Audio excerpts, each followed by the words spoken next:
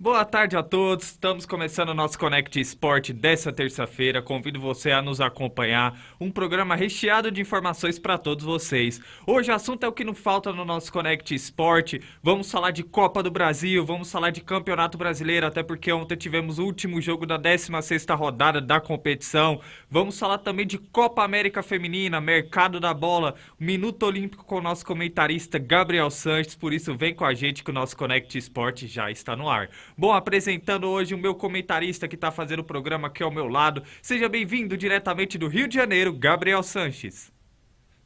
Boa tarde, Gabriel. Boa tarde a todos que estão ligados na Connect. É isso aí, Gabriel. Como você bem disse, né? Hoje tem Copa do Brasil, tem a seleção feminina em campo e eu tô animado pro programa de hoje que promete bastante. Vamos juntos, Gabriel. É isso aí, vamos juntos para mais um programa, Gabriel. O nosso comentarista Johnny Pereira teve um compromisso bem no horário do nosso Connect Sport, por isso hoje ele não vai estar fazendo a participação no programa de hoje, mas vamos eu e o Gabriel aqui fazer o Connect Sport dessa terça-feira para você, começando pelo Campeonato Brasileiro. Ontem tivemos o encerramento da 16ª rodada da competição com o Internacional vencendo a equipe do América Mineiro no Beira-Rio. Bom, Gabriel, o que você analisa sobre essa importante vitória da equipe do Internacional? Vitória suada, né, Gabriel? Vitória com gols 49 e 40 do segundo tempo do lateral Moisés. Realmente era um jogo que o Inter precisava dos 3 pontos, porque jogava em casa e é típico do jogo onde não podia desperdiçar pontos e conseguiu pelo menos esses 3 pontos importantíssimos, já que o Inter está na briga lá na parte de cima da tabela, né? Já para o América foi um resultado muito ruim, né? A equipe agora está na parte de baixo da tabela. O América que realmente na Copa do Brasil vem muito bem, né? Depois de ganhar do Botafogo por 3-0. No jogo de ida, mais no Brasileirão, vem derrapando, né? Perdeu recentemente pro Flamengo, agora perde pro Internacional também. Então, assim, foi uma derrota que eu acho que pode custar muito caro para a equipe do América Mineiro, uma vitória que pode custar muito barato para o Inter, podemos dizer assim, né? Com esse resultado, o Inter agora está na terceira colocação, com 28 pontos, a 2 pontos do líder Palmeiras, e esse campeonato, Gabriel, está muito equilibrado, né? Do líder Palmeiras, que é o que tem 30 pontos, até o Atlético Paranaense, que é o sexto, que tem 27, a diferença é de apenas 3 pontos, né? Então, realmente, tá um bololô danado esse Brasileirão, e eu acho que qualquer time pode ser campeão, e o Inter também tá na briga, né? Desde que o Mano assumiu, o Inter conseguiu boas vitórias, principalmente jogando em casa, com o apoio dessa torcida, vem conseguindo os resultados, desde o jogo contra o Flamengo, né, principalmente. Fora de casa, o Inter já tinha pontuado bem, tem apenas 2 derrotas no campeonato. Então, assim, tá na briga pelo título, tá em terceiro colocado, tá apenas 2 pontos do Palmeiras e veio com tudo para tentar ganhar o Brasileirão, até porque não tem a Copa do Brasil para disputar, né? Tem a Sul-Americana e o Brasileiro, então pode conciliar mais aí o Brasileirão do que Atlético Mineiro, Palmeiras, do que o Flamengo, por exemplo, também. Então o Inter, eu acho que vem forte na briga pelo título esse ano.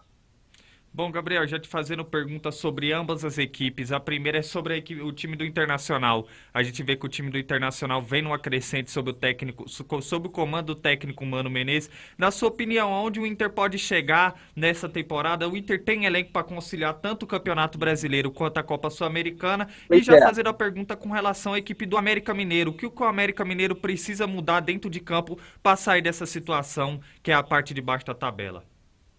Pois é, então assim, respondendo primeiro aí do Internacional, eu acho que não, tá? Então assim, eu acho que na Copa Sul-Americana o Inter é o grande favorito a ser campeão, tá? Porque tem um caminho um pouco mais tranquilo e eu acho que tem um time melhor do que todos que estão na Sul-Americana nesse momento, né? Do que o São Paulo, por exemplo, do que o Atlético Goianiense, do que o próprio Nacional do Uruguai, o Ceará. Eu acho que o Inter tem um time melhor que esses times, então assim, eu acho que o Inter tem que focar na Sul-Americana, mas também não pode esquecer o brasileiro, né? Assim, o Inter, a sorte do Inter, podemos dizer assim, entre aspas, é que a gente pega Palmeiras, Corinthians, Atlético Mineiro, pega o Atlético Paranaense, o Fluminense, o próprio Flamengo, o São Paulo, também tem competições paralelas, né? Por exemplo, Palmeiras, Corinthians, Atlético Mineiro e Flamengo, Atlético Paranaense estão disputando as 3 competições, né? Brasileiro, Copa do Brasil e Libertadores. O São Paulo também está na Copa do Brasil, Sul-Americano e Brasileiro. Então, assim, eu acho que por esse motivo, eu acho que nenhuma equipe vai conseguir disparar na tabela assim com 10 ou 15 pontos de vantagem para o segundo colocado. Eu acho que vai ficar nessa distância, assim, 2, 3 pontos. E eu acho que nessa situação o Inter tem totais condições de ser campeão brasileiro e também na Sul-Americana, cara. O time do Inter é muito bom, né? O Mano conseguiu encaixar um esquema muito bom, né? Como a gente fala, ao mesmo tempo se defende muito bem, mas também ataca muito bem. A gente viu que é bem verdade que o Inter, quando joga contra um time inferior a ele, tem pouca dificuldade, né? Por exemplo, já tinha empatado com o Avaí em casa nessa temporada, empatou com o Atlético Goianiense em casa.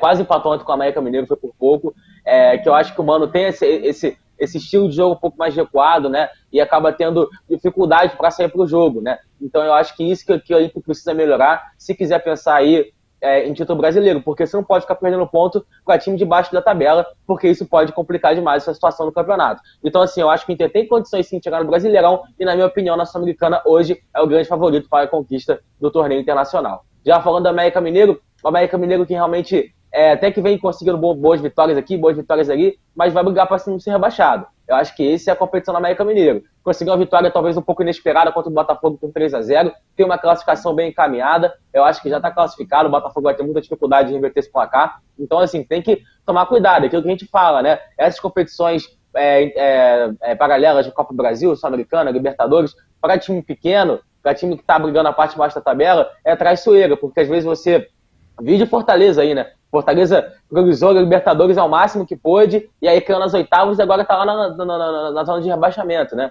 Então, assim, a gente tem que ter cuidado, a América tem que ter cuidado nessa situação, assim também como foi na Libertadores. Eu acho que tem condições de sair dessa situação, tem um bom time, a gente viu ontem, o América Mineiro jogou bem até, tem o Pedrinho, tá o Luiz Boi Bandido, né? Tem um time bem interessante. Então, assim, tem que tomar cuidado nesse momento de conseguir a Copa do Brasil e o Brasileirão para não ficar na situação complicada no Brasileirão. Mas acho que a América tem sim totais condições de sair dessa situação. Isso é a análise do nosso comentarista Gabriel Sanches e temos recados de que acompanha o nosso Connect Sport dessa terça-feira. Adilson Luiz, boa tarde a vocês do Connect Sport. Boa tarde, pai. Muito obrigado pela audiência do nosso programa. Renato Sanches, boa tarde, Connect Sport. Esporte na veia. É isso aí, Renato. Tamo junto. Muito obrigado pela audiência do nosso programa. E o Renato já tem uma pergunta. Gol do Inter foi legal? Opa. Já passei essa pergunta pro Gabriel. E aí, Gabriel, o que você acha? Eu achei que, assim, como não teve o toque, né, do jogador do Inter anterior ao toque do Moisés, eu acho que sim, porque o Moisés estava em posição legal, né, no momento do cruzamento, né, mas realmente é um lance bem, bem duvidoso. Eu confesso que de primeira achei que estava impedido, mas depois olhando o replay mudei de ideia e eu acho que sim, eu acho que o gol foi legal, mas por pouco que não foi, né, porque se tem um toquezinho do jogador do Inter, ia interferir na jogada e ia acabar morrendo o lance, né. Eu também acho que foi gol muito pela trajetória da bola, né? Se talvez tivesse Sim, resbalado em algum atleta, poderia ter mudado talvez a posição de impedimento. Mas assim, é um lance bem duvidoso, né? É aquela, o gol tem que olhar em um replay, né? Pra poder ter aquela análise minuciosa pra saber se foi impedido ou não. O meu modo de ver não foi impedido pela trajetória da bola, mas de qualquer jeito o Internacional consegue uma vitória importante diante da equipe do América Mineiro. Bom, agora o assunto no nosso Connect Sport é Copa do Brasil. Hoje vamos começar a fazer um pré-jogo dos 2 jogos que definem aí as vagas para as quartas de finais da Copa do Brasil. Teremos o Cruzeiro enfrentando a equipe do Fluminense e o Atlético Paranaense enfrentando a equipe do Bahia. E quem traz todas as informações desses 2 grandes jogos pela Copa do Brasil é o nosso repórter Lucas Rangel. Boa tarde, amigos. Boa tarde, família ligada na Connect Sports. Deu uma sumidinha aí, mas estou de volta. Sentiram minha falta? Eu tava morrendo de saudade de vocês. Ainda tô meio baqueadinho aqui, mas tô bem. Pronto aí para falar dessa terça-feira que agita aí os jogos de volta das oitavas de final da Copa do Brasil, né? Copa do Brasil cada vez mais se afunilando, cada vez menos times, né, restando. E esse ano, só times grandes, só grandes clássicos, né? Hoje nós temos 2 jogos muito importantes que movimentam campeões brasileiros, né? Campeões internacionais também. Temos aí Atlético Paranaense e Bahia, lá na Arena da Baixada, né, em Curitiba. O Furacão, né, o Atlético Paranaense, como é conhecido pelo seu torcedor, Furacão, venceu o primeiro jogo, tem uma vantagem boa aí, né, ganhou de 2-1 lá na Fonte Nova o primeiro jogo. E o Bahia que precisa pelo menos vencer por 1 gol de diferença se quiser levar a disputa para os pênaltis, né. Lembrando que não tem mais o gol fora de casa, então qualquer placar simples levaria a partida para os pênaltis. Qualquer empate, vitória do Atlético Paranaense, o Furacão, o time rubro-negro, passa adiante. No outro jogo da noite de hoje, temos aí outro grande clássico, né? Cruzeiro e Fluminense, Minas contra Rio de Janeiro. O Cruzeiro, que vem muito bem esse ano, né? Faz uma Série B brilhante, uma das melhores campanhas da história. E é bem verdade que tropeçou, né? No final de semana, perdeu do Guarani, e é uma coisa rara, né? Esse ano, o Cruzeiro perder, né, jogos jogando o Campeonato Brasileiro. Então aí é uma situação para deixar um pouco o Cruzeiro alerta, né, o torcedor, mas não acredito que não vai interferir muito, porque o Cruzeiro vem numa sequência muito boa, vem fazendo uma boa temporada, vem fazendo bons jogos, então o revés de final de semana, eu acredito que ficou lá, hoje é um novo jogo, o Cruzeiro vem inteiro, empurrado pela sua massa, né, empurrado pela sua torcida, então acho que o Cruzeiro tem tudo para fazer um jogo de igual para igual com o Fluminense. O jogo de hoje, né, é o jogo da volta, né, o jogo da ida que foi 2-1 pro Fluminense também, igual o placar do jogo entre Atlético Paranaense e Bahia. O Fluminense ganhou por 2-1 no Maracanã e qualquer empate ou vitória, né, do time tricolor carioca passa o time carioca, né, para as quartas de final, e o Cruzeiro precisa vencer de pelo menos um gol para ir para os pênaltis, 2 gols de diferença ou mais para o time do Cruzeiro. O Cruzeiro se classifica diretamente, lembrando que não tem gol fora de casa, então qualquer placar por um gol de diferença para o Cruzeiro leva para os pênaltis e qualquer empate deixa o Fluminense nas quartas de final, né. Quero saber de vocês aí do estúdio, o que vocês acham desse jogo, o que vocês acham dessa partida. Volto com vocês aí, Lucas, para Connect Sport São Paulo. Um abraço. Um abraço ao nosso repórter Lucas Rangel, diretamente de Rondônia, trazendo uma excelente reportagem sobre os 2 jogos de hoje que abrem esses confrontos de oitavas de finais da Copa do Brasil. E vamos começar a nossa análise, Gabriel, com o jogo que está aparecendo aí na tela, o Cruzeiro enfrentando a equipe do Fluminense. O Cruzeiro que está em desvantagem nesse duelo, tenta pelo fator casa reverter essa situação, e já o Fluminense, que vem apresentando bom futebol sob o comando técnico Fernando Diniz, tem uma boa vantagem para esse jogo de volta. O que você analisa sobre essa partida, Gabriel? Bom, vai ser um jogaço, né? O Cruzeiro voltando a disputar a Copa do Brasil. E a gente sabe que o Cruzeiro tem um casamento com a Copa do Brasil, né? Que é o maior campeão com 6 títulos, inclusive recentemente, 2018, 2017, foi o primeiro bicampeão da história, né? Ao vencer as finais contra Flamengo e Corinthians. Então, assim, vai ser um duelo, cara, de arrepiar, né? Tava olhando aqui agora, mais de 55 mil ingressos foram vendidos para esse jogo. A torcida do Cruzeiro vai lotar o Mineirão para essa partida, né? O Fluminense, na minha opinião, tem um pouco de favoritismo pela situação de ter ganhado o primeiro jogo, de até agora fazer um excelente campeonato brasileiro, ter um time lá do Cruzeiro. Eu acho que isso realmente é muito óbvio, né? Mas assim, o Fluminense vai vir, eu acho que na minha opinião, um pouco mais recuado, um pouco mais esperando o Cruzeiro, até pela essa questão do Cruzeiro estar jogando em casa. Eu acho que o Fluminense vai tentar manter um pouco mais da posse de bola também, como gosta o Fernando Diniz, até porque tem a vantagem. Então, assim, eu acho que é promessa de um grande jogo. Eu acho que vai ser um grande jogo, e eu acho que quem ganha com isso somos nós, os torcedores, né, que vamos assistir essa partida. Aliás, já tem a provável escalação aqui, tanto de Cruzeiro quanto de Fluminense. Eu passo aqui para vocês. O Cruzeiro deve vir com Rafael Cabral no gol, Zé Ivaldo, Lucas Oliveira e Eduardo Brock formam a defesa, Léo Paz, William Oliveira, Felipe Machado e Daniel Júnior e Matheus Bidu formam o meio campo, e na frente Luvanor e Edu. Esse então pode ser o provável time aí, né, do técnico pesolano. Já do lado da equipe tricolor, do lado da equipe do Fluminense, o Fluminense deve vir a campo com Fábio no gol, Samuel Xavier, Nino, Manuel e Caio Paulista formam a defesa, André, Nonato e Ganso formam o meio campo, e na frente Arias, Matheus Martins e Cano. Esse é o time do Fluminense que deve vir aí num 4-3-3, e aí vamos ver, né, Gabriel? Eu acho que vai ser um jogo decidido no detalhe, né? Eu acho que é um grande clássico do futebol brasileiro. São 2 equipes gigantes no nosso futebol. E eu acho que vai ser um jogo decidido no detalhe. E eu acho que o Cruzeiro vai ter essa empolgação na torcida. O Fluminense tem o melhor time, tem a vantagem. E eu acho que vai ser promessa de jogão. Bom, Gabriel, agora eu te faço a pergunta com relação ao Cruzeiro. É claro que a gente às vezes não pode julgar uma derrota analisando o contexto geral da campanha do Cruzeiro pela Série B. Mas você acha que essa derrota diante do Guarani pode afetar um pouco para esse duelo dessa noite, diante da equipe do Fluminense? Olha, Gabriel, eu acho que sim, tá? Eu acho que sim. Eu não sei também, confesso que eu não vi. Não sei se o Cruzeiro poupou alguns jogadores também para essa partida. Talvez o Pesolano possa ter feito isso no jogo de sábado contra o Guarani, né? Até pensando na Copa do Brasil também. Porque se o Cruzeiro passa hoje, vem mais dinheiro para a conta. O Cruzeiro precisa de dinheiro desesperadamente. A gente sabe disso, a situação financeira que a equipe se encontra. Acho que assim, não só como o Cruzeiro, mas como quase todas as equipes do futebol brasileiro também precisam de dinheiro, né? Então, assim, eu acho que não interfere muito não, Gabriel, pra ser bem sincero. Eu acho que é mata-mata, acho que muda o astral da torcida, muda até o astral dos jogadores, entra com uma nova motivação, por ser uma competição que o Cruzeiro não chegava tão longe desde 2018, quando foi campeão, né? Acho que em 2019 até chegou às quartas de final, se não me engano. Então, assim, eu acho que o Cruzeiro, por esse motivo, a torcida está empolgada, os jogadores estão empolgados, o Pesolano está empolgado, o Ronaldo, que é o dono da equipe, está empolgado, então eu acho que não afeta o Cruzeiro, tá? Mas também pode haver aquele nervosismo, né? Porque o Fluminense é uma equipe boa, uma equipe que está no G4 do Brasileirão, está na 4ª colocação, né? Uma equipe que tem muita qualidade, que tem um técnico muito bom, que tem um time muito bom, e eu acho que isso também pode assustar um pouco o time do Cruzeiro. Então eu tô curioso para ver como o Cruzeiro vai entrar em campo. Se vai entrar um pouco mais retraído, esperando o Fluminense, né, com aquele toque de bola, para tentar atacar no contra-ataque, se vai partir para cima do Fluminense, eu tô curioso para saber como o Cruzeiro vai reagir, mas acho que os resultados ruins, né, tanto o empate contra o Ituano e a derrota pro Guarani, não interferem no jogo de hoje, não. E já por parte da equipe do Fluminense, Gabriel, tem uma pergunta. É claro que o futebol brasileiro ele é imediatista, né?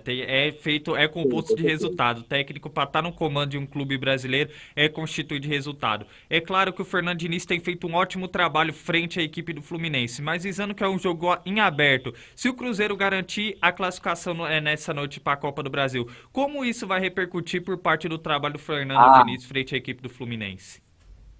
É aquilo que a gente fala, né, cara? Eu vou usar um exemplo, por exemplo, do Dorival Júnior, né? O Dorival Júnior veio pro Flamengo, tá todo mundo animado com ele aqui no Rio de Janeiro. E assim, se ele perder amanhã para trás com o Mineiro, vira crise, né? Eu acho que o Fluminense é a mesma coisa. Acho que até mais o Fluminense, porque tá enfrentando um time de Série B, com todo respeito ao Cruzeiro, tá? A instituição Cruzeiro é gigante, mas os jogadores são nível Série B, tá? Não são no nível do Série A. Então eu acho que o Fluminense, na minha opinião, tem obrigação de passar por esse motivo. Mas claro, que tudo pesa, a camisa pesa, o estádio pesa, mais de 50 mil pessoas, é um time gigante do futebol brasileiro do outro lado. Então, assim, eu acho que uma derrota não vai ser uma coisa, meu Deus, que vexame do Fluminense. Mas também pode ser uma coisa, tipo, pode iniciar uma crise, né? Então, por isso, esse jogo é muito traiçoeiro para o Fluminense. Porque se ganha, é aquilo, fez o papel, pegou um time de Série B, passou para a próxima fase e vambora. E se perde, é aquilo, é crise, foi eliminado por um time de Série B e tal, não sei o quê. Então eu acho que esse jogo é muito traiçoeiro pro Fluminense. E eu acho que sim, se o Fluminense perder esse jogo pro Cruzeiro, eu acho que pode interferir sim no trabalho do Fernando Diniz. Palpite para esse duelo, Gabriel. Cara, eu tava até falando com o meu primo aqui mais cedo, né, a gente conversando aqui, falando sobre esse jogo.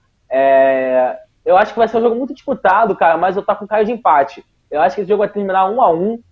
Eu acho que vai ser um jogo muito, muito estudado, o Cruzeiro tentando pressionar. Eu acho que o Fluminense vai sair um pouco mais do contra-ataque. Eu acho que o Fluminense vai fazer um gol, vai fazer 1-0, depois o Cruzeiro empata, e aí o Cruzeiro vai tentar no final aí uma pressão e eu acho que não vai conseguir. Eu acho que o jogo vai terminar 1-1. Esse jogo tá com cara de empate. E você? Bom, cara, assim, é um duelo difícil de analisar. Eu sempre falo aqui que tem jogos que às vezes a gente fica em cima do muro. Esse é um jogo em aberto, mas a minha visão, eu acredito que vai ser o Cruzeiro consegue reverter 2-1 e eu acho que vai ser decidido nos pênaltis. Eu espero assim pelo lado do torcedor. Oi? Quem passa nos pênaltis?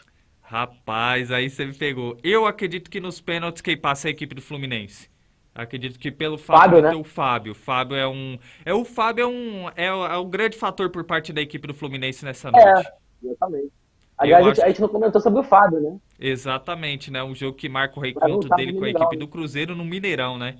Vai ser um jogo muito importante. Pois é, exatamente. Bom, agora temos recados de quem acompanha o nosso Connect Sport.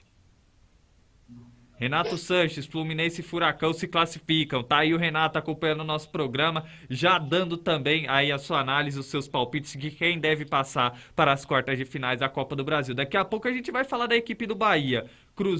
O Cruzeiro e Bahia devem focar na Série B. Exatamente, Renato, é o que a gente está falando aqui dentro do nosso Connect Sport. Daqui a pouco eu quero saber do Gabriel. Agora, com relação a esse jogo, Gabriel, Atlético Paranaense e Bahia, qual que é a sua análise? E depois já emendando uma pergunta. O Bahia já deve focar também na Série B, na sua visão?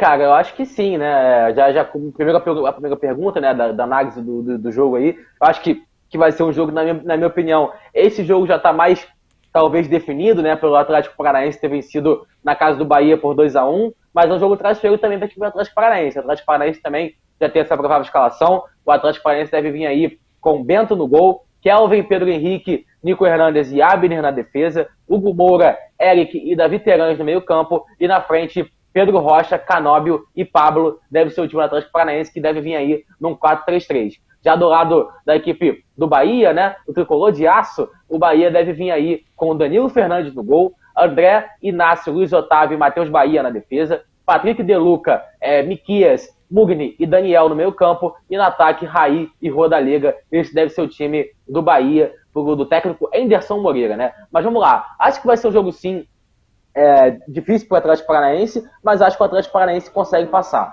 né? Jogando em casa, com apoio da sua torcida, né? O Atlético Paranaense está muito bem nas 3 competições, perdeu bem verdade na última partida para o Goiás no sábado, acho que poderia ter sido um jogo que o Atlético Paranaense poderia ter ganhado, né? E quem sabe ter subido ainda mais na tabela, poderia até estar agora na segunda colocação, apenas atrás do Palmeiras, então foi um jogo importante. É aquilo, né? O Atlético Paranaense, na minha opinião, é um time que está muito forte nas 3 competições. Bem forte na Libertadores, vai pegar o Estudiantes, está forte na Copa do Brasil e está forte no Brasileiro. Então resta saber se o Atlético Paranaense tem elenco e como o Filipão vai fazer, né? Lembrando que o Atlético Paranaense aí tá num namoro barra flerte com o Daniel Alves, mas aí só a notícia hoje que o Daniel Alves deve ir realmente para o México.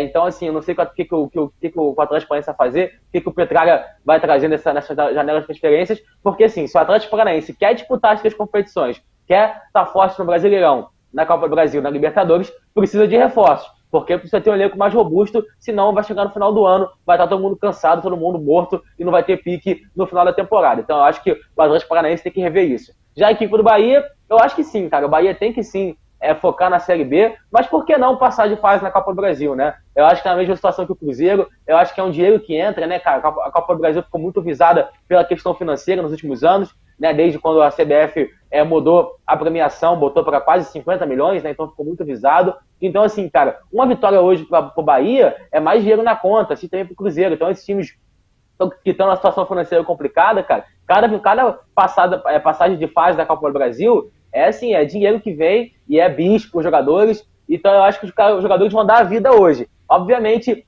tem que pensar também na Série B. O Bahia está numa situação um pouco mais delicada que o Cruzeiro, está na 3ª colocação, está na disputa intensa ali com o Grêmio, com o Sport, com o Vasco. O Cruzeiro já está um pouco mais acima. Então, assim, eu acho que hoje vai ser um jogo muito difícil para o Atlético Paranaense, mas acho que passa. E o Bahia, eu acho que vai vender cara essa derrota e vai ganhar forças para o restante da Série B. Dito isso, eu acho que o Atlético Paranaense vence hoje por 2-0. Acredito também que o Atlético Paranaense faz o básico, vence hoje pelo placar de 3-1 e garante a sua classificação para a próxima fase da Copa do Brasil. Gabriel, agora uma pergunta com relação ao seu comentário, o seu início do seu comentário falando da equipe do Atlético Paranaense. Eu acho que é uma das poucas das equipes brasileiras que ainda estão vivas nas 3 competições, tanto na Copa do Brasil, Campeonato Brasileiro e na Libertadores. A gente tanto questionou o início quando o técnico Felipão foi anunciado. Hoje o técnico Felipão calou nossa boca, tem feito um grande trabalho frente à equipe do Atlético Paranaense. Agora eu te faço a pergunta, o que podemos esperar do Atlético Paranaense nessas 3 competições? Será que o Atlético, na sua visão, pode conquistar algum dos 3 campeonatos?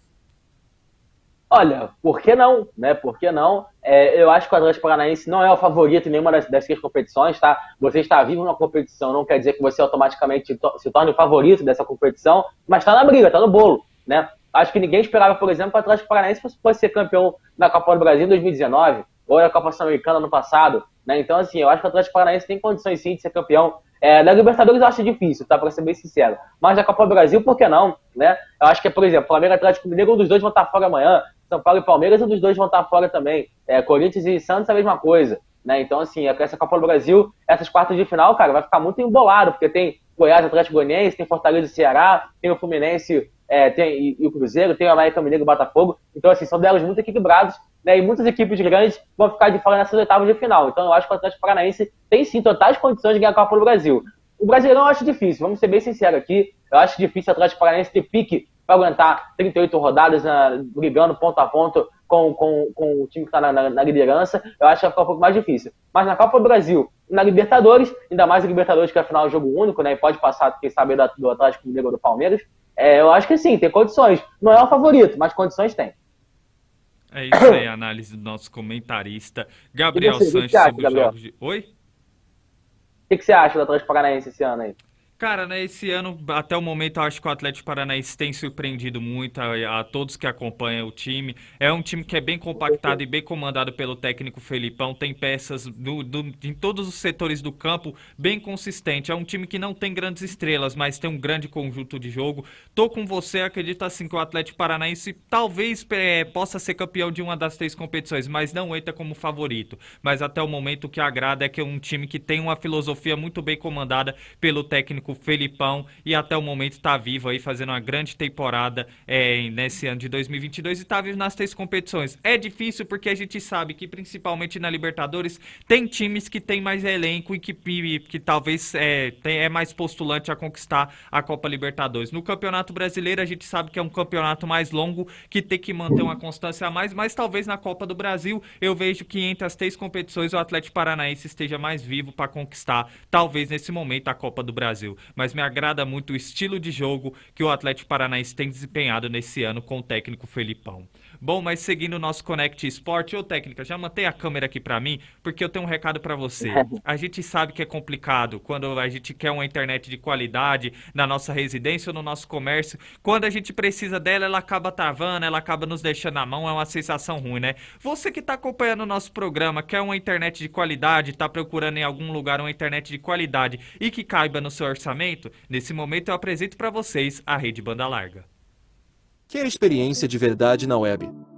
Vem para a Rede Banda Larga. Internet 100% fibra ótica. Com ultra velocidade, rápida e estável.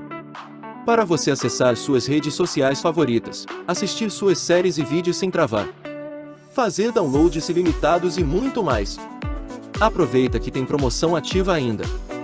Combo de 600 megas por R$ 99,99 mensais. 2 pontos de Wi-Fi com 2.4 e 5 GHz. TV na fibra com mais de 90 canais. E uma plataforma de cursos com certificado 100% gratuito. O que está esperando? Vem para a rede. É isso aí, gostou do comercial?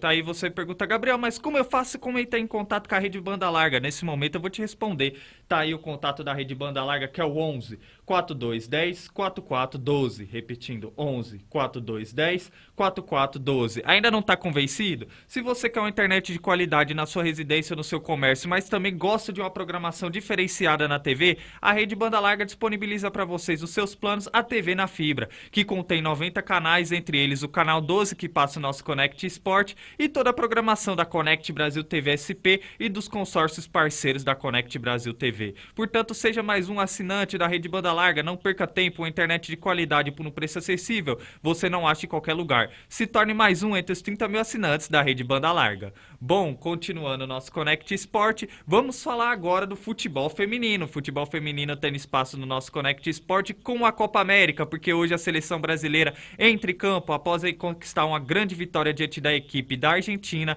A seleção brasileira enfrenta a equipe do Uruguai. E quem traz informações sobre tudo o que pode acontecer nesse jogo é o nosso repórter Daniel Godoy.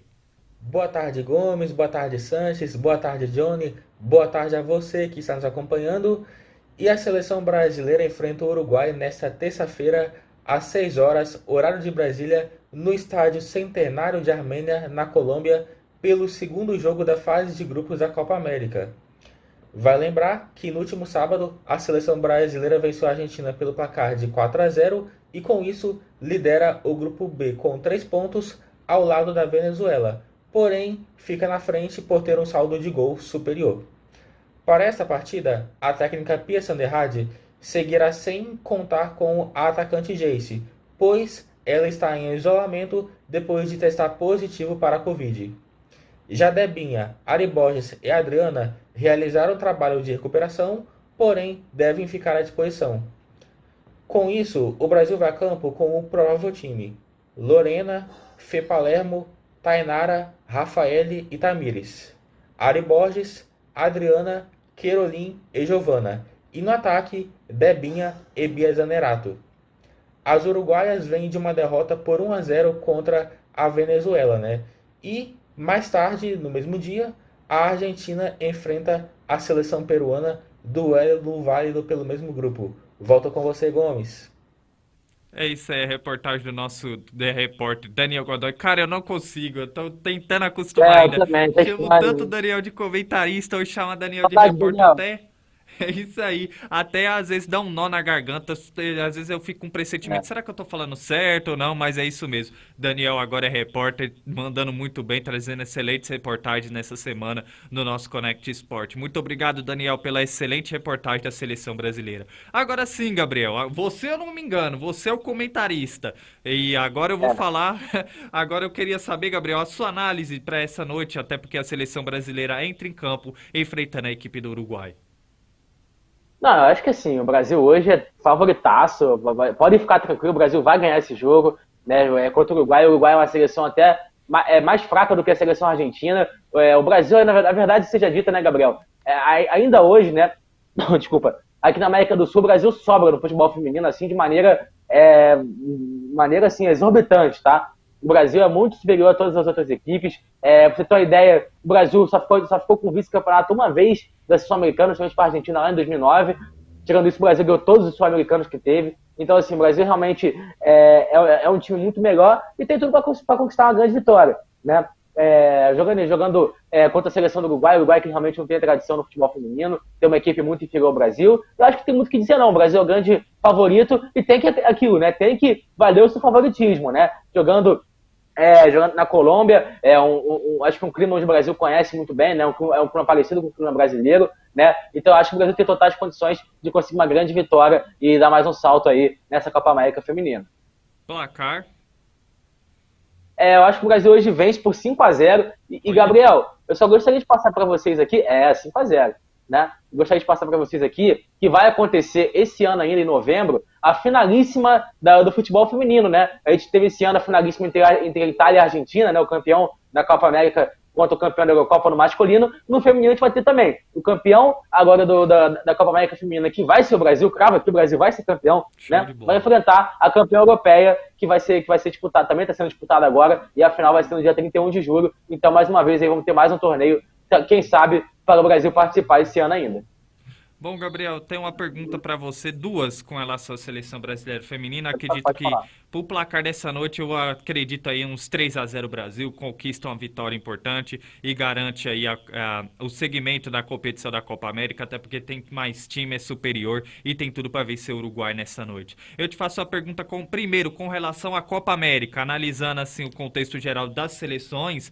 O Brasil é a seleção que mais se sobressai entre as outras, mas a sua análise, pelo que você acompanhou da Copa América Feminina, qual é a seleção assim que pode chegar assim mais perto da seleção brasileira a nível de elenco, que pode chegar na final que pode se garantir também nas próximas Olimpíadas? E já fazendo uma pergunta com relação à seleção brasileira rumo às próximas Olimpíadas, como que você analisa que a seleção chega como a seleção deve chegar para as Olimpíadas e o que esperar da seleção brasileira feminina nas próximas Olimpíadas?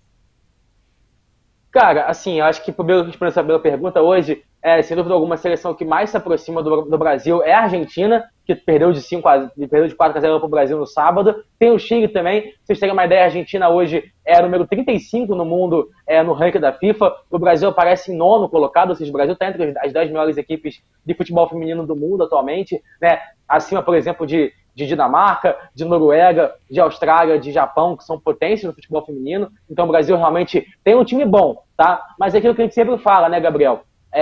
Falta aquela parte física e tática em relação às seleções europeias e Estados Unidos e Japão, por exemplo. A Austrália também tem uma seleção muito forte, mas daqui a pouco eu falo sobre isso. Mas falando sim agora sobre aqui na América do Sul, o futebol feminino aqui na América do Sul ainda não se desenvolveu como em outros continentes, né? A gente pega, por exemplo, na América do Norte, o Canadá é o atual campeão olímpico, não é os Estados Unidos, né? A gente pega lá na Ásia, temos a China e o Japão, que sempre vieram muito forte. Na Oceania, Austrália e até na própria Nova Zelândia também, sempre participando. A Nova Zelândia também é número 22º colocado no ranking.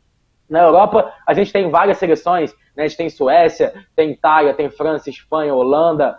Então, assim, e aqui na América do Sul ficou ainda muito escasso, né? É apenas o Brasil e só o Brasil. Essa que é a grande verdade. O Brasil hoje é muito favorito a qualquer seleção feminina aqui na América do Sul, vai ganhar qualquer torneio que disputar contra a seleção aqui na América do Sul, e eu acho que isso, cara, mostra muito que aqui na América do Sul há um descaso com o futebol feminino. Porque se a gente for ver no futebol masculino, a Argentina tem um time fantástico no futebol masculino, sempre teve. Por que não tem no futebol feminino? Agora que está começando a ser implementado lá uma coisa de base, né? Os times agora da Boca Juniors, o River Plate, né? Os times grandes da Argentina tem que ter futebol feminino. Aqui no Brasil isso já tem de 3 ou 4 anos. Então, assim, agora que está sendo implementado lá. E aqui no Brasil, a gente, apesar de estar atrás, por exemplo, de seleções europeias, de seleções dos Estados Unidos, por exemplo, a gente ainda está muito acima aqui na América do Sul, e hoje a Argentina que mais se aproxima, né? A Argentina disputou o Mundial em 2019, né?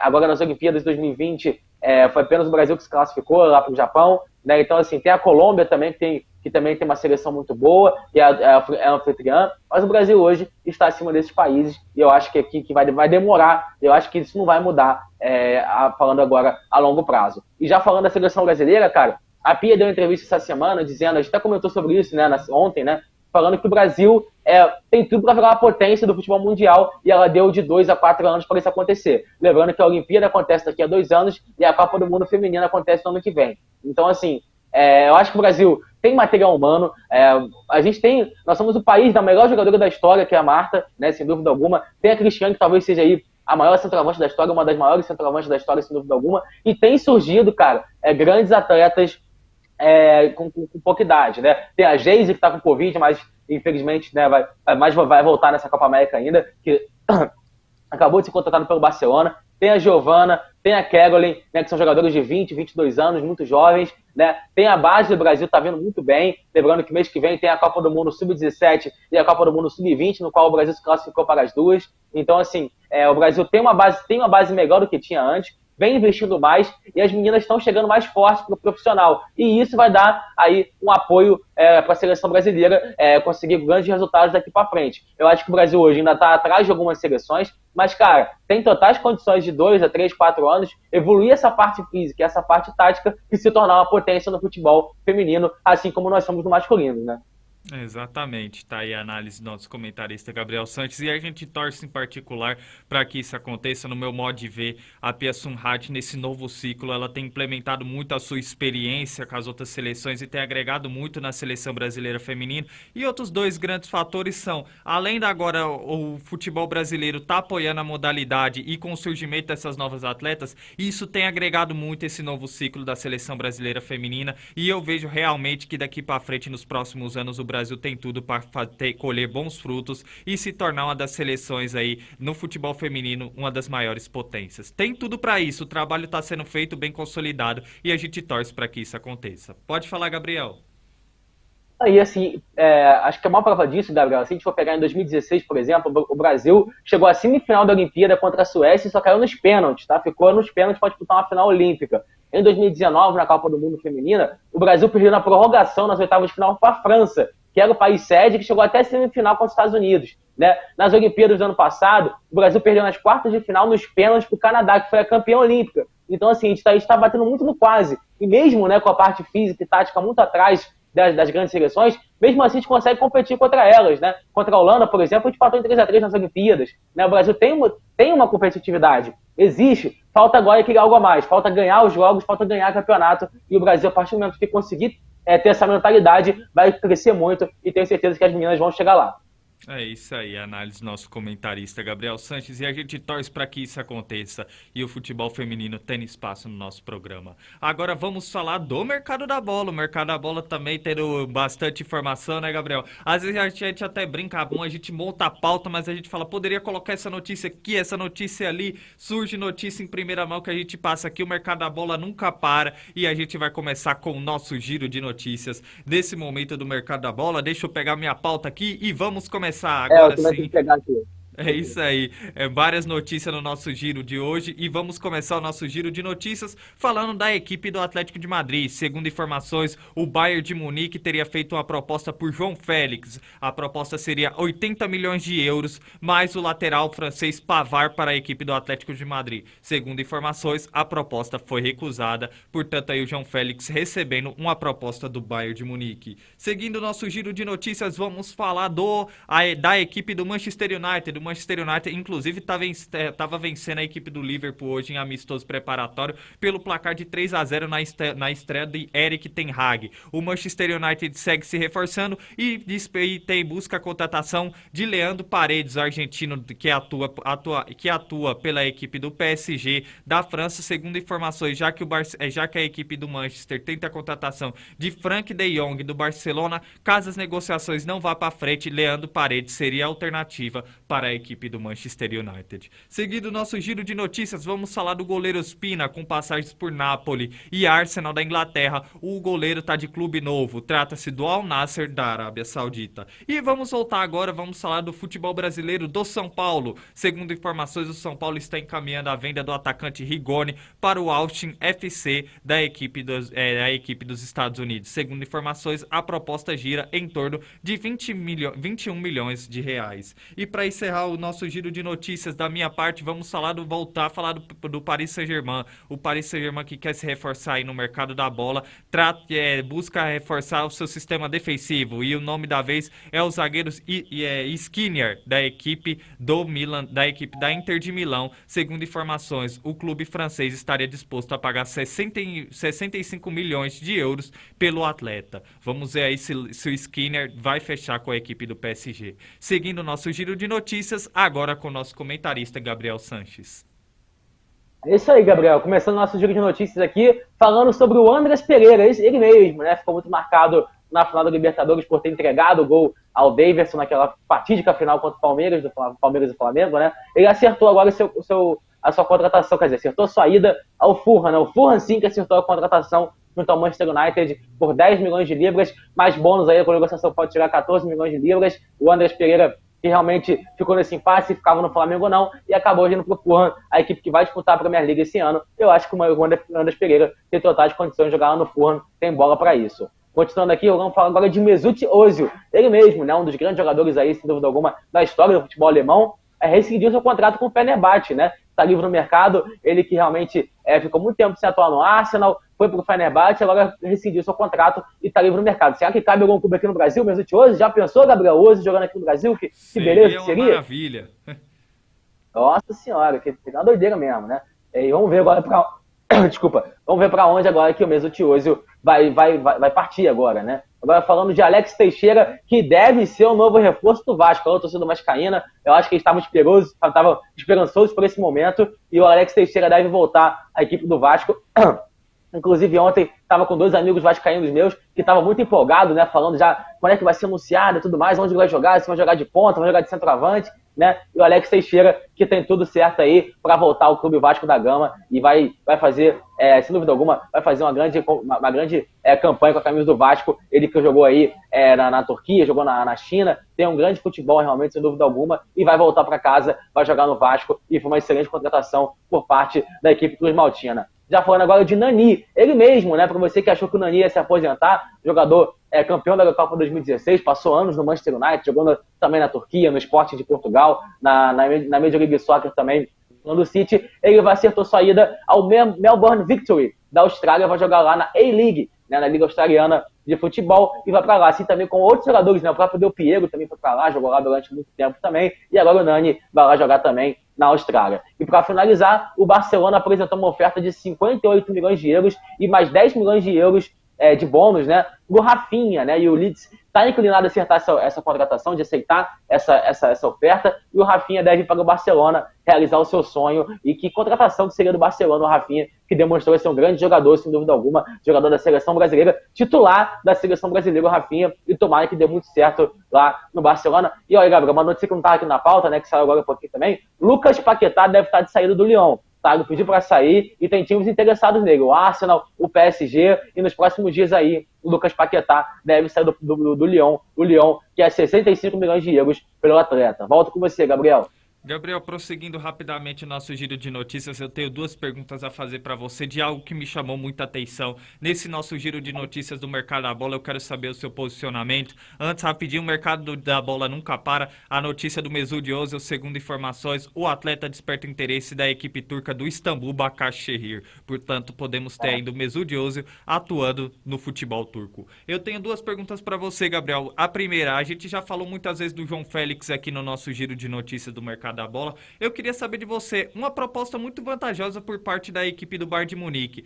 Você acha que o Atlético de Madrid fez a decisão certa, manter o João Félix e recusar essa proposta da equipe do Atlético de Madrid? E outro giro de notícias com relação do Andréas Pereira. A gente viu que o Andréas Pereira com o Dorival Júnior estava jogando bem, o Flamengo até talvez poderia ter mantido o atleta. Você acha que a saída dele foi mais por conta daquela partida diante da equipe do Palmeiras pela final da Libertadores? Respondendo a primeira pergunta, sim, Gabriel. Eu acho que o Atlético Madrid fez bem porque, cara, pagou 116 milhões de euros no atleta, ia vender por 80, né? Então, assim, ia ficar um pouco uma situação complicada, né? Ia tomar um déficit de 36 milhões de euros, né? Então, o Atlético de Madrid, na minha opinião, fez a coisa certa ao não vender o João Félix, até porque ele é um jogador de muita qualidade, muito jovem, e ainda vai trazer muitas glórias ao torcedor do Atlético de Madrid. Cara, eu acho que sim, o Andréas Pereira ficou muito marcado, né? Talvez, cara, mesmo se o Flamengo tivesse perdido aquela final e ele não tivesse feito aquilo, o Flamengo teria contratado ele. Pra mim isso é muito óbvio, né? Porque ele é um muito bom jogador. Eu acho que aquilo pesou demais no psicológico dele, sem dúvida alguma. Ele acabou sentindo demais aquele lance, né? E acabou começando muito mal o ano e de repente foi ganhando confiança, foi voltando a jogar muito bem e tava jogando demais, cara. Tava sendo o melhor jogador do Flamengo, essa que é a verdade, nos últimos jogos, antes dele ir embora, né? E eu acho que vai ser uma perda importante para o Flamengo. Eu acho que sim, aquele lance, né, que eu acho que nunca vai sair da cabeça do Andrés, fez muita diferença para ele não ficar no Flamengo e para ele voltar para a Inglaterra. É isso aí, a análise do nosso comentarista, Gabriel Sanches. Pode falar, Gabriel, prossiga. Eu gostaria de fazer duas perguntas para você também. Se fez para mim, eu quero fazer também duas perguntas para você sobre dois grandes jogadores aí. Eu quero saber onde que o Alex Teixeira pode encaixar nesse time do Vasco, né? Eu estava tendo essa discussão com meus amigos, eu acho que como ponta ele não tem mais esse vigor físico para jogar como ponta direita, ponta esquerda, e sim mais no meio. Aonde você acha que ele pode jogar nesse time do Vasco? E eu quero saber também se você acha que se o Rafinha vai dar certo no Barcelona. Você acha que se ele tem um estilo de jogo parecido com o que o Barcelona gosta? A gente teve o caso do Felipe Coutinho, né, que foi pro Barcelona e não conseguiu render nada. Você acha que o Rafinha vai dar certo no Barcelona? Essas são as duas perguntas que eu tenho para te fazer aí. Começando, olha só, você tá saindo muito bem como apresentador, hein? Foi bem como repórter, bem como comentarista. Daqui a pouco te trazer aqui para São Paulo, na minha ausência, você apresentar o Connect Sport. Mas brincadeiras à parte, respondendo a sua pergunta primeiro pelo fato do Alex Teixeira. É claro que o Alex Teixeira tá numa idade um pouco mais avançada nesse momento, pelo calendário do futebol brasileiro, principalmente em Série B, a gente tem aquela questão de enfrentar equipes um pouco mais fechadas, gramados mais pesados. Isso acaba afetando taticamente também o atleta dentro de campo. Vejo ele não como plenas condições de atuar como ponta, mas também no meio. Acredito que ele pode agregar muito no Vasco nessa posição de centroavante. Acredito que ele pode agregar muito a essa equipe vascaína. É uma posição carente e vejo que ele pode agregar muito também, principalmente para essa chegada do meio campo do Vasco, que chega muito bem ao ataque. Eu acredito que ele pode ser uma alternativa como centroavante, talvez abrir o sistema defensivo da equipe adversária, possibilitando outros recursos ofensivos por parte da equipe do Vasco da Gama. Portanto, acredito que por esse fator do futebol, atuando no futebol brasileiro em gramados pesados e pela idade, acredito que o Alex Teixeira se encaixaria como centroavante e visando essa mobilidade dele, ele poderia ser muito útil ao Vasco, principalmente como centroavante na minha análise. E já falando por parte do Rafinha, cara, a gente vê que o Barcelona tá passando uma mudança tática. O Barcelona foi notório, tanto pelo Pep Guardiola quanto pelos outros técnicos que passou pela equipe blaugrana, por ser um time de muito toque de bola, por ser um time que sempre cadencia mais o jogo, mas a gente vê que principalmente o Xavi busca manter essa base de toque de bola, mas também do meio para frente explorar principalmente com pontas velozes. Acredito que o Rafinha, nesse momento, pelo que o Barcelona jogou na temporada passada, seria uma peça fundamental. É claro que o Coutinho não deu certo, mas eu acredito que o Rafinha nessas questões é um fator um pouco diferente e eu acredito que nesse momento ele agregaria muito à equipe do Barcelona, principalmente jogando como um ponta. Se caso concretizar a chegada do Robert Lewandowski, agregaria também ao estilo de jogo do Lewandowski e nesse momento, no meu modo de ver, eu acredito que o Rafinha seria uma peça fundamental para essa equipe do Barcelona. É isso aí. Tá respondido? Você acha que fui bem na análise? Que isso? Pô, não fala mais nada. É isso aí, a gente tenta, né? Mas prosseguindo agora o Vamos nosso ver, Connect Sport com o nosso comentarista Gabriel. Chegou aquele momento, ele já brilha tanto na análise, nas informações, agora nas perguntas, mas brilha ainda mais com o seu belo quadro Minuto Olímpico, trazendo informações das outras modalidades esportivas do nosso Connect Sport. É com você, Gabriel. É isso aí, Gabriel. Vamos então começar falando sobre os esportes olímpicos de hoje, nosso Minuto Olímpico, e começar falando sobre a Eurocopa Feminina que tá pegando fogo, cara. Ontem a Inglaterra aplicou uma goleada de 8-0 sobre a Noruega, tá? A Inglaterra, que é a atual número 9 do ranking, estava falando sobre isso, né? E a Noruega número 12, cara. Foi um resultado assim que ninguém esperava. Venceu por 8-0, foi 6-0 só no primeiro tempo. Impressionante realmente o desempenho das inglesas. E também no mesmo jogo, no mesmo dia de ontem, tivemos aí a vitória da Áustria, que venceu a Irlanda do Norte por 2-0. E hoje temos mais 2 jogos. Daqui a 12 minutos vai começar Dinamarca e Finlândia. E às 4 da tarde, a rodada de hoje se encerra com um grande jogo entre Alemanha e Espanha. Então fiquem de olho na Eurocopa Feminina, que tá boa demais essa competição. Já falando agora de vôlei, a Liga das Nações volta amanhã, né, para a fase final no feminino, e o Brasil começa a sua caminhada rumo, quem sabe, ao título amanhã contra a seleção do Japão, às 9 horas da manhã. Tá? O Brasil, que se vencer, pega o vencedor de Sérvia e Estados Unidos, então vamos ficar de olho. O Brasil, então, começa a sua caminhada e amanhã eu espero voltar no programa falando sobre a vitória do Brasil contra a seleção japonesa. Então tomara que o Brasil consiga essa grande vitória e vamos torcer para isso. Já agora falando de um esporte que eu nunca falei aqui, a primeira vez que eu vou falar, Gabriel, tô até animado, falar agora de esgrima, cara. Na esgrima vai começar o Mundial, que acontece lá no Cairo, em Egito, e começa nessa sexta-feira, e o Brasil vai com 20 representantes, incluindo a Nathalie Moyhausen, que foi a medalhista de ouro no Mundial em 2019 em Budapeste, e assim também com o Guilherme Toldo, que chegou até as oitavas de final nesse mesmo Mundial. Então vamos torcer pro Brasil aí, quem sabe, com a Nathalie, trazer uma medalha que seria realmente já uma coisa fantástica para a esgrima, que é um esporte aqui no Brasil não é muito praticado, e mesmo assim está indo com 20 representantes para o Mundial. Isso mostra a força do Brasil e como o Brasil evoluiu desde as Olimpíadas do Rio, sem dúvida alguma, e eu fico muito feliz, que eu sou um cara que gosta muito de esporte. Já falando agora de tênis, a Laura Pigossi, medalhista de bronze junto com a Luz Stefani nos Jogos Olímpicos de Tóquio no ano passado, está jogando nesse exato momento contra a Pettersson, a sueca, no WTA da Hungria, e está 3-3 ainda no primeiro set, está disputado, e amanhã, quem sabe, aí eu volto com a notícia com a vitória da Laura Pigossi, ela que é a atual número 125 do mundo, é a segunda melhor brasileira, só atrás da Beatriz Haddad Maia, que chegou a seu melhor ranking da sua vida, tá? Número 25 do mundo, é o melhor ranking de uma brasileira na história do tênis, impressionante, e a terceira melhor brasileiro, né, na história do tênis também no ranking, vai ficando apenas atrás aí de Gustavo Kirten, só isso, tá? E Tomás Bellucci. Então, que campanha fazendo a Beatriz Haddad Maia, ela que volta em breve às quadras, eu vou falar também para vocês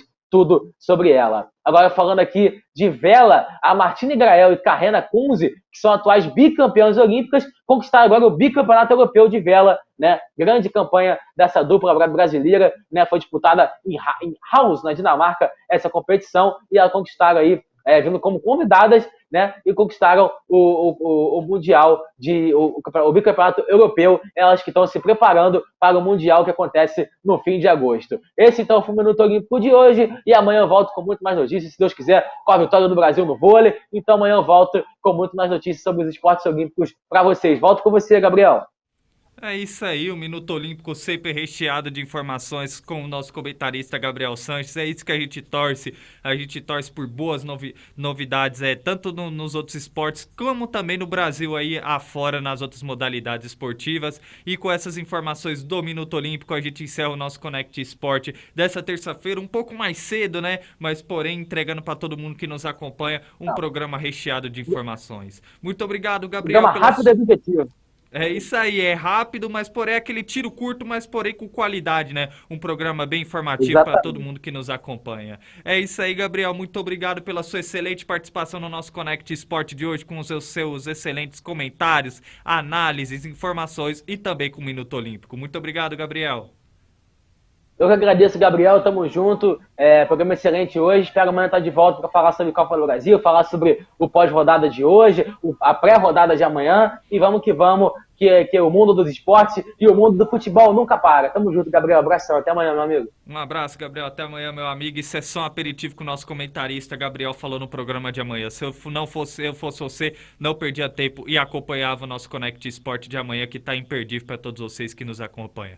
Bom, até o momento eu agradeço a todos vocês que acompanham o nosso Connect Sport dessa terça-feira. Muito obrigado pela audiência, tanto da Rede Banda Larga quanto pelas redes sociais da Connect Brasil TV SP. E vocês que nos acompanham pelas redes sociais, não perca tempo. Se inscreva nas nossas redes sociais e nos siga tanto no Facebook, Instagram e também no YouTube, Connect Brasil TV SP, para vocês ficarem antenados ao nosso conteúdo, a todo o conteúdo que a gente posta de notícias e a programação da Connect Brasil TV SP. Temos o nosso Connect Sport, temos o Talk Bird apresentado pelo Gabriel Cunha, podcast diferenciado de skate. Temos também o Gcast apresentado pelo Gabriel GK, o 3G aqui, apresentadores da Connect Brasil TV SP. E também vem aí o Tribuna do Oeste e uma programação diferenciada para todos vocês que nos acompanham. Por isso não se esqueça de nos seguir nas redes sociais. Desejando a todos vocês uma excelente tarde, uma ótima tarde e amanhã estamos de volta a partir do meio-dia. Tchau, tchau.